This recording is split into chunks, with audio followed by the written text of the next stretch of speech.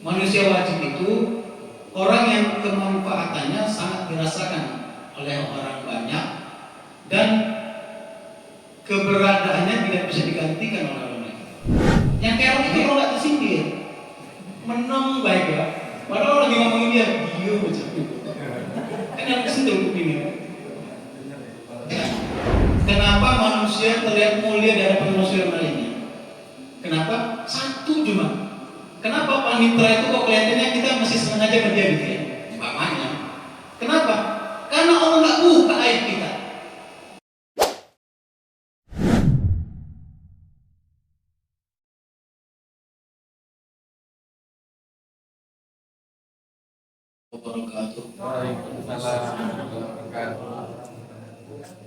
Alhamdulillah nahmaduhu wa nasta'inuhu wa nastaghfiruh wa na'udzu billahi min shururi anfusina wa min sayyiati a'malina may yahdihillahu fala mudilla lahu wa may yudlil fala hadiya lahu. Asyhadu an la ilaha illallah wa la syarika lahu wa asyhadu anna Muhammadan 'abduhu wa rasuluhu la nabiyya ba'd. Allahumma shalli wa sallim ala sayyidina Muhammad wa ala alihi wa sahbihi ajma'in, amma ba'd. Sebelumnya kami mohon izin dulu pada para guru-guru kami, Bapak Ibu Hakim. Ini kalau penceramah biasanya kalau disuruh maju pura-pura kaget ya, pura-pura nggak siap. Kalau saya beneran enggak, saya nggak tahu kalau bakal disuruh maju gitu. Karena saya orang yang memang nggak ada di jadwal. Di jadwal itu nggak ada saya. Seharusnya kalau yang di atas nggak ada, di bawahnya naik gitu. Tapi kalau bahasa orang TPA dari guru-guru di TK kita dia beli wa'ani walau ayat sampaikan oleh mau satu ayat. Jadi kalau bicara satu ayat saya sampaikan, kalau ayatnya salah nanti tolong koreksi. Baik, kita langsung saja mengefektifkan waktu. Bapak Ibu, tadi disebutkan hari ini tanggal 10 Muharram, artinya di kalender Hijriah kita sudah masuk tahun baru Hijriah. Seperti biasa kalau perpindahan tahun kita diminta untuk saling introspeksi. Apa introspeksi? Ya cobalah kita gali selama setahun yang lalu kita termasuk orang yang sudah menabung kebaikan kah? Atau sudah menebar begitu banyak keburukan? Kalau saya enggak, saya mencoba meminjam istilah yang dipakai oleh Cak Nun ya. Cak Nun itu namanya MH Ibnu Najib. Nanti kita lihat kita masuk kepada kelompok yang mana. Cak Nun dia meminjam istilah pula di dalam fikih. Kalau di dalam fikih itu ada hukum wajib, sunnah, makruh, mubah, haram. Ada 5 ya. Ada 5. Hukumnya wajib, sunnah, mubah, makruh, haram. Nah, Cak Nun ini melihat membagi manusia, perilaku ataupun watak manusia itu kepada 5 kelompok orang ini. Saya nggak mencoba nanti menerkakan kau si anu masuk kelompok ini, enggak. Tapi mari dalam rangka introspeksi tahun baru Hijriah, kita introspeksi diri kita masuk ke dalam kelompok yang manakah selama ini, minimal setahun kemarin. Apa manusia wajib? Manusia wajib itu orang yang kemanfaatannya sangat dirasakan oleh orang banyak dan keberadaannya tidak bisa digantikan oleh orang lain. Ini orang yang wajib. Jadi kelompok wajib ini orang yang kalau dia nggak ada, kayaknya bakal nggak jalan deh acaranya, gitu ya. Kantor ini kalau nggak ada pimpinan, kira-kira gimana? Nggak jalan. Itulah kelompok manusia wajib yang kemanfaatannya dirasakan oleh orang dan tidak bisa digantikan oleh yang lain. Yang kedua, kelompok sunnah. Manusia sunnah ini kelompok yang kemanfaatannya memang sangat dirasakan, tapi dia bisa digantikan dengan orang lain keberadaannya. Jadi untuk dua kelompok ini, kelompok yang kalau hadisnya itu mungkin kalau saya nggak salah, khairun nas anfa'uhum linnas. Sebaik-baiknya manusia adalah orang yang bermanfaat untuk orang lain. Keberadaannya, sifatnya, perilakunya. Kalau istilah anak muda ngangenin gitu ya. Kemana sih si Anu nggak ada gitu ya. Kita kangen. Padahal udah tahu dia lagi cuti dari izin, tapi kita tanyain kenapa? Kita suka gitu kalau dia ada. Ada nggak orang yang di tengah-tengah kita ketika dia nggak ada kita nanyain terus? Karena musuh ya, karena musuh. Jadi kalau nggak ada ditanyain terus. Kita kayaknya sepi deh mau ini kalau dia nggak ada gitu. Di PP itu, coba lah masuk ke ruang PP. Tuh setiap hari repot. Oh enak. Tapi kalau ada 2 orang yang dia nggak masuk sepi bang. Kayak enaknya bang ini sepi sih dia nggak ada. Orang yang kita kangenin itu termasuk dalam kelompok wajib dan sunnah itu tadi. Yang keberadaannya itu sangat-sangat dirasakan gitu. Sangat-sangat. Kita senang betul kalau dia ada gitu. Nah itu nanti kita akan bandingkan dengan dua kelompok manusia sesudahnya. Masuk kelompok ini nggak gitu? Ada yang kita merasa kayak ini kalau saya nggak datang di kantor ini sepi. Begitu kita datang orang sepi beneran. Itu ya kan? Itu. Terus ada kelompok manusia makruh. Kelompok makruh ini yang kayaknya yang nggak bermanfaat gitu ya. Keberadaannya agak ngerecokin loh bahasa anak muda. Orang lebih suka dia nggak ada. Gitu. Kayaknya bagus dia nggak ada deh gitu. Macam acara ini gitu. Kalau dia ada, wah recok deh. Acaranya punya acara segala macam. Itu orang yang kelompok makruh gitu. Kemanfaatannya sangat tidak dirasakan dan keberadaannya sangat tidak diharapkan. Lebih parah lagi kelompok manusia haram. Kelompok manusia haram ini sangat tidak bermanfaat, keberadaannya sangat mengganggu. Jadi ada istilah kami itu kalau di kantor ada pejabat, salah satu pejabat dulu ya, ini karena kita sebenarnya nggak boleh juga kayak gitu, karena kita anaknya nakal-nakal. Jadi kalau ketemu sama pejabat ini, kita pada diem semua itu, udah takut. Begitu ngeliat mobilnya kita udah serem. Baru ngeliat mobilnya kalau ngeliat orangnya. Tapi begitu ngeliat kamu, mobilnya nggak ada orang mana? Udah dicutil, itu kata hore. Bahasa hore itu bahasa tidak sukanya dengan keberadaan seseorang itu. Jadi keberadaannya sangat mengganggu gitu, mengganggu merusak. Kita lebih senang kalau orang itu nggak ada. Nah, kita pernah nggak gitu sama orang? Nggak tahu ya? Ya mudah-mudahan enggak lah ya. Ada orang yang, aduh dia dinasihati masih begitu juga, diomongin masih begitu juga. Itu kelompok makruh itu. Tapi kalau orang yang sudah sebagai provokator, itu masuk kelompok haram. Rusak kan? Pokoknya kalau bahasa anak muda, waduh, rusak kan? Nongol tuh dia tuh. Nah, kan? Udah kelihatan.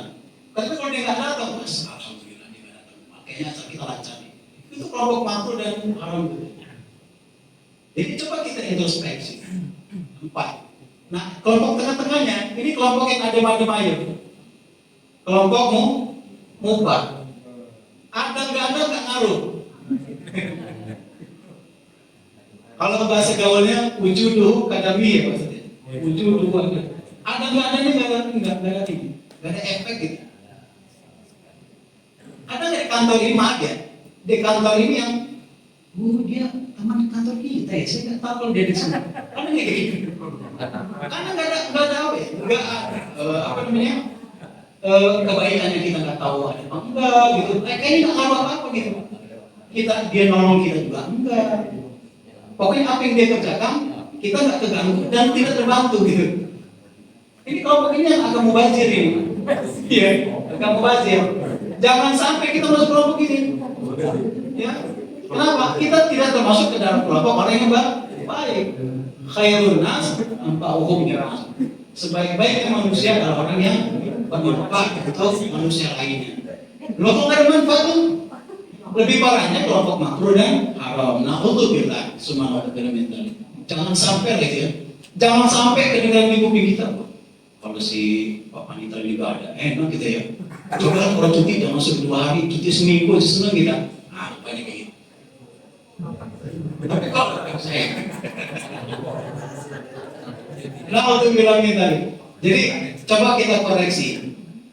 Yang sering ditegur, yang bisa dipanggil, bisa dinasihatin, atau kalau lagi ada pembinaan disindir-sindir. Kalau kita tersindir, itu ingat, oh kita bakal masuk kelompok makruh, nah untuk bilangnya tadi masuk kelompok mubah. Tapi kalau ada pertemuan, ada pembinaan, kita termasuk orang yang mengerjakan pekerjaan yang terpuji. Setiap hari masuknya disiplin, setiap hari kerjaan dia ngebantu, ya setiap hari kegiatan dia nongol. Itu orang-orang yang sunnah dan wajib. Tapi kalau warga pembinaan, cobalah kalau ada pekerjaan itu nongol lah. Berarti ada yang nggak nongol waktu kerja. Coba kalau kita lagi kerja bakti, muncullah wajahnya. Berarti ada yang tidak muncul. Nah orang-orang itu yang masuk dalam kelompok makruh itu tadi. Yang kerong itu kalau nggak tersindir, menang baik ya. Padahal lagi ngomongin dia macam itu. Kan yang kesentul kupingnya. Jadi mari saya singkat saja. Mari kita berupaya menjadi manusia wajib atau tidak menjadi manusia baru. Atau kalaupun enggak juga, ya sudah yang ubah kita dia ya. Minimal enggak merusak lagi muka bumi, tidak melakukan kerusakan. Itu ya. Kita bersyukur pada Allah bahwasanya Allah itu masih memunculkan kemuliaan pada diri kita. Kenapa manusia terlihat mulia coba? Coba saya tanya. Kenapa manusia terlihat mulia di hadapan manusia lainnya? Kenapa? Satu cuma. Kenapa panitra itu kok kelihatannya kita masih senang aja sama dia gitu ya? Umpamanya. Kenapa? Karena Allah nggak buka aib kita. Bapak Ibu nggak tahu aib saya itu apa gitu.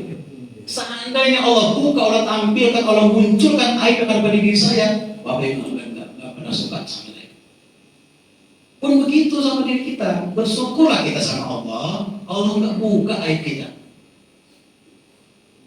Wah di sini suka orang mangga tuh kelakuannya di rumahnya aneh. Suka mukulin istri, suka mukulin anak, bukannya di sini Bapak Ibu jadi manusia baik, berbuat baik pada sesama manusia. Nggak jadi rumahnya kan aneh. Seandainya Allah buka aib kita, malu kita. Jadi itu di rumah juga saya tahu gimana ceritanya. Nah kan. Jadi jagalah kemuliaan yang Allah berikan kepada kita itu ketika Allah tutup aib-aib kita.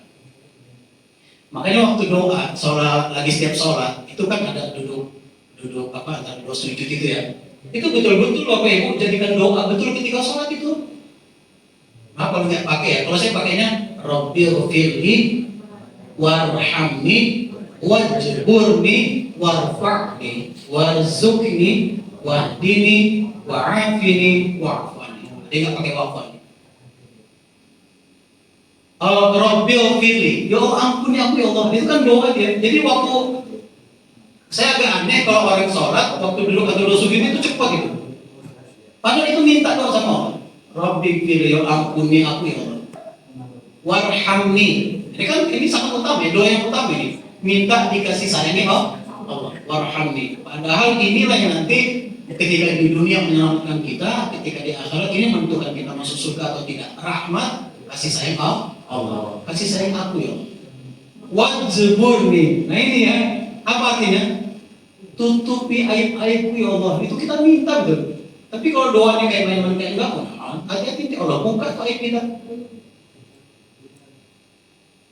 Wajburni, tutupi aib-aibku ya Allah.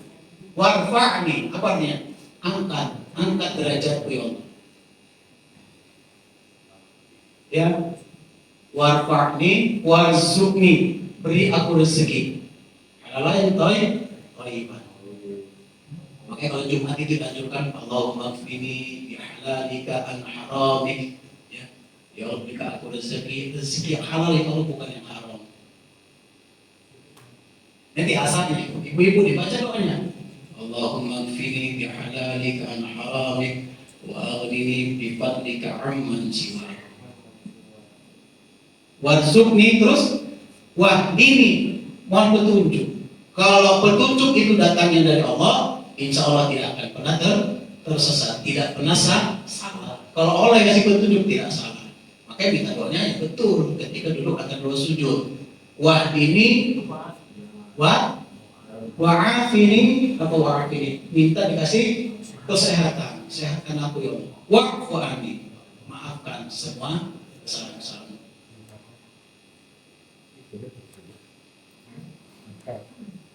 Bedanya Rabbil Firli sama wa'fu anni ini apa? Mana Rabbil? Kalau saya nggak salah lagi, kenapa kok ada Rabbil Firli, ada wa'fu anni? Kalau Rabbil Firli itu minta benar-benar minta, tapi kalau wa'fu anni kita dimaafin tapi nggak pakai dihisap gitu. Ya sudah deh Pak Syakir, saya maafin. Tapi nggak pernah diungkap apa kesalahan itu. Itu loh. Ya sudah, saya maafin kamu ngambil duit saya 500 aja. Ya maafin tapi nunggu kesalahannya.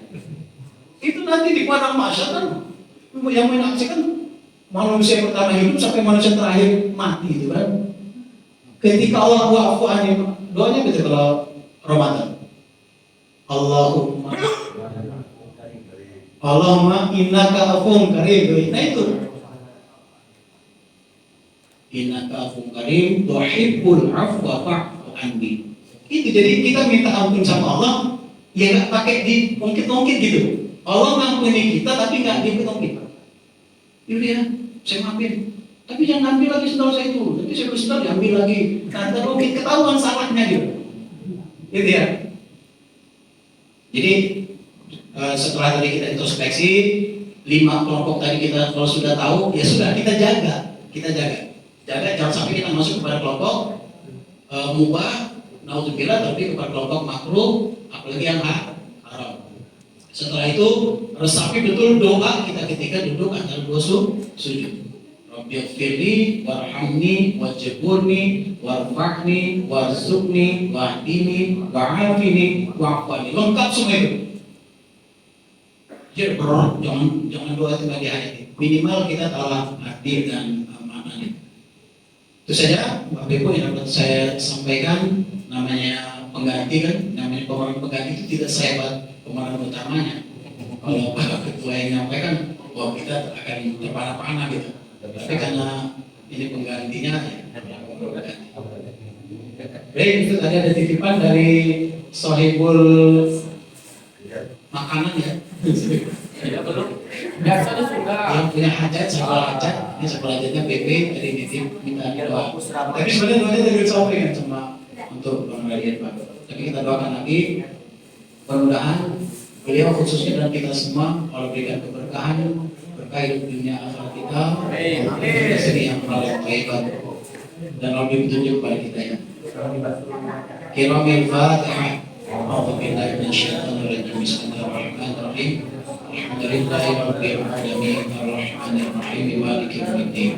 Iyyaka na'budu wa iyyaka nasta'in ihdinas siratal mustaqim siratal ladzina an'amta 'alaihim ghairil maghdubi 'alaihim waladdallin.